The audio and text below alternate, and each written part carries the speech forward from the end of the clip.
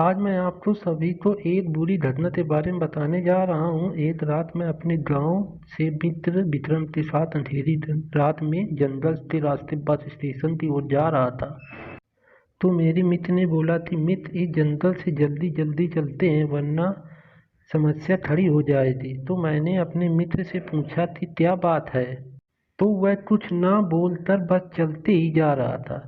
तो मैंने उसे दूसरी बार पूछा तो उसने इस जंगल के बारे में बताया कि लगभग 4-5 साल पहले की बात है। एक आदमी इन्हीं जंगल के रास्तों से रात को गुजर रहा था। जंगल में पेशाब करने के लिए एक पेड़ के नीचे रुक गया। उसके बाद वह जैसे थोड़ा आगे गया तो उसे उसी बच्चे की रोने की आवाज़ सुनाई दी। तो उसने सोचा कि कोई औरत अपने बच्चे को लेकर यहाँ के रास्ते जा रही होगी। लेकिन तभी उसे याद आया कि यह जंगल तो राज काका है जो 5 साल पहले यहाँ पर फांसी लगाकर मर गए थे। तो वह आदमी बहुत डर गया था और उसने दिमाग में गांव वालों की बात याद आ रही थी कि रात के समय उस जंगल के रास्ते में कोई भी बुलाया या फिर कोई भी कुछ पूछे तो उसकी तरफ मत देखना और कुछ मत बोलना।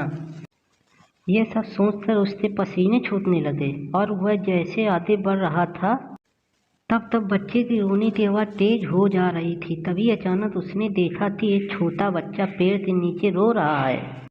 तो उसने उस बच्चे को रोता देख नहीं गया, इसलिए उसने पीछे मुड़ कर देख लिया और उस बच्चे को उठाकर चलने लगा। तभी थोड़ी देर बाद उस बच्चे का वजन बढ़ने लगा।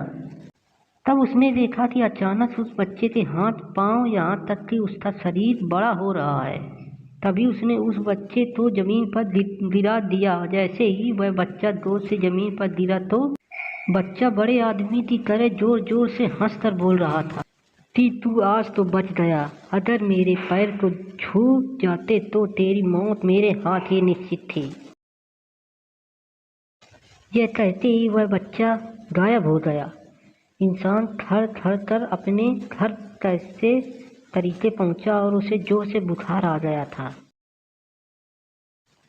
3-4 दिन तो बीतने के बाद उसने यह बात सारे गांव वालों को बताई।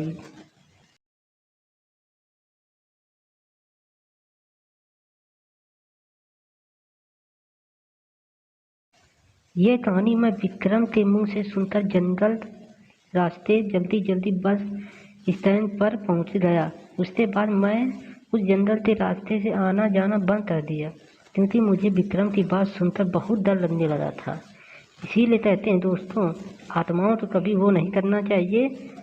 तो दोस्तों, आपको यह कहानी कैसी लगी कमेंट बॉक्स में ज़रूर बताएं और मेरी कहानी और चैनल पसंद आया हो तो लाइक ज़रूर कर दें। चलिए नेक्स्ट कहानी में दोस्तों फिर से मिलते हैं। धन्यवाद।